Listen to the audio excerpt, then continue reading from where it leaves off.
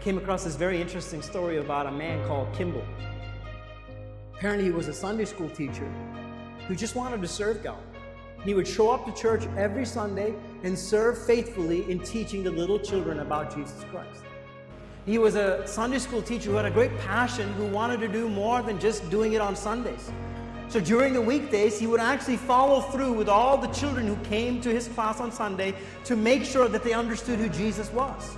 And it helped them understand a better relationship with him. And there was one kid in his class who came from a very rough background and couldn't understand who God was. So Kimball would take the extra step in going and visiting this kid in his place of work. And back in those days, the kids were working as laborers. He would visit him at his shoe store where he worked and would tell them about Jesus and would kept persuading him about what an amazing plan that Jesus had for his life. And finally, in the back of the store, this little young kid accepts Jesus Christ as his Lord and Savior.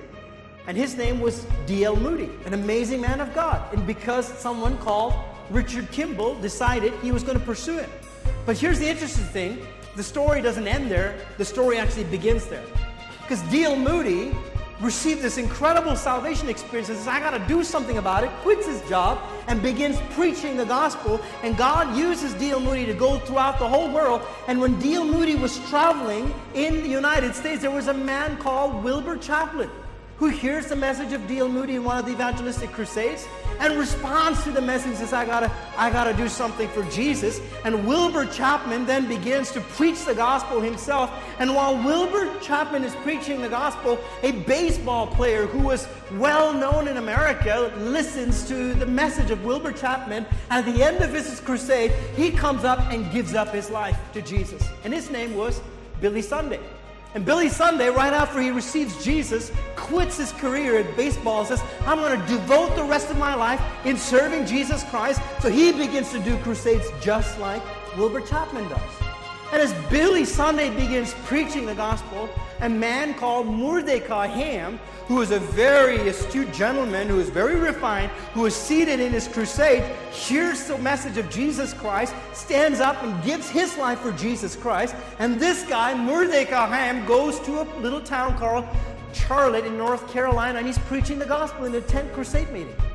And there's a bunch of kids who were standing outside, and they were saying, we got to go in there, and we're going to cause trouble tonight in that meeting.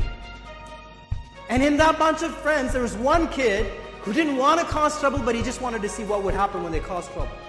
So he walked into that tent meeting to come and see what would happen when his friends would cause trouble. But as he sat there in that tent meeting, hearing Mordecai Ham preach the gospel, something within him resonated. And he said, I got to respond to this. So he went the next night, and then next night when he heard the gospel, he went up to the altar and gave his life to Jesus Christ. His name was Billy Graham. And Billy Graham, hold on, I'm not done yet.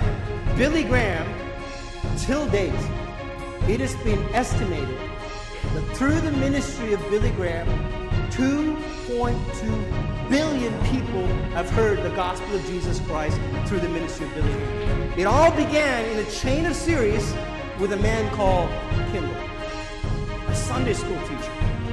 Of all people, who said, I'm going to be devoted with the gifting that God has placed in my life. I'm going to do it every Sunday sincerely. I'm going to go out of my way and I'm going to tell these kids about Jesus. And what he started ended up reaching 2.2 billion people and more, because we're not taking into account all the other people who got saved through all the other evangelists who were saved in the process as well. Never underestimate what God can do through a simple act of service that you do for his kingdom.